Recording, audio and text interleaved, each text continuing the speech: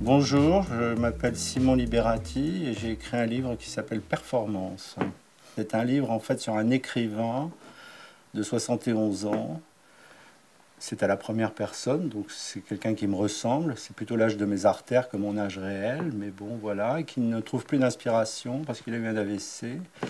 Et qui vit une liaison scandaleuse avec sa belle-fille de 23 ans. Au plus, il a des problèmes d'argent, il est au bout du rouleau, il vit dans une maison de campagne harcelé d'huissiers et de courriers des impôts, et il décide d'accepter une offre que lui fait une société de production pour écrire une mini-série en 3 épisodes pour une chaîne qu'on imagine être Netflix sur les Rolling Stones, qui s'appelle Satanic Majesties.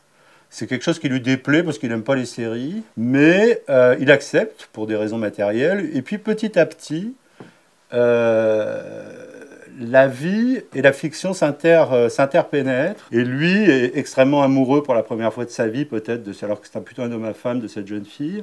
Et il sait en même temps que cette jeune fille va forcément s'envoler un jour ou l'autre, ou qu'elle vivra en tout cas bien d'autres aventures après lui et bien d'autres vies. Donc il y a quelque chose d'assez tragique, c'est un livre d'amour. Et donc cette histoire d'amour lui donne quelque part la clé de comment il va se tirer de cette histoire avec les Stones, puisqu'il s'intéresse non pas aux Rolling Stones d'aujourd'hui, grâce au ciel, mais aux Stones de l'époque dure, c'est-à-dire entre l'arrestation de Keith Richards en 67 pour une histoire de drogue avec Mick Jagger, où ils ont failli aller en prison, et la mort de Brian Jones en juillet 69. Donc c'est cette période qui est le cadre de la fiction, et donc c'est les amours en fait d'Anita Pallenberg qui quitte Brian pour Kiss, donc qui menace de faire exploser le groupe, et la culpabilité ressentie de commettre cette horreur, de coucher avec le meilleur ami de son copain, et en plus de risquer de faire exploser le groupe, parce que c'était extrêmement dur.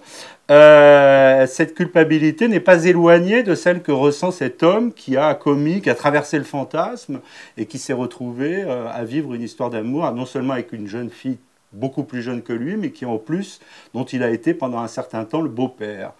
Donc ça a évidemment créé une crise familiale extrêmement forte dans sa vie, et il est coupable, il se sent coupable, et donc cette culpabilité, c'est à son avis celle qu'ont dû ressentir, et ce côté Bonnie and Clyde qu'ont dû ressentir Anita et Keith quand ils se sont retrouvés en Espagne dans la Bentley de Keith Richards après avoir abandonné Brian Jones dans un hôpital à moitié mourant à Albi.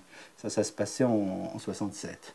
Et donc, ces deux histoires parallèles font que finalement, il arrive à animer les personnages et en même temps à créer ce scénario qui prend vie petit à petit, et il finit par rejoindre le lieu du tournage. Il part, et c'est le thème du voyage en Espagne qui reprend, donc le voyage en Espagne de Keith, Anita et Brian, qui abandonnent Brian et qui continuent vers le Maroc, et lui refait le même trajet avec Esther, donc sa jeune amie, et va à la rencontre des acteurs, dont un jeune homme qui joue Brian Jones et dont il soupçonne qu'Esther est amoureuse.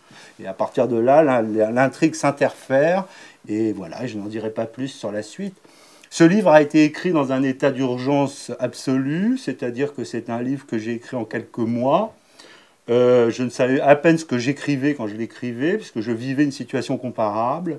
Et voilà, et c'est l'histoire de Performance qui a été pour moi une performance à écrire. Et Performance, c'est à cause évidemment du film de Nicolas Roeg et Donald Cammell qui s'appelle Performance, dans lequel jouaient Anita Pallenberg et Mick Jagger. C'est un peu l'histoire transgressive une histoire d'amour, on va dire, et de transgression, pour revenir encore une fois.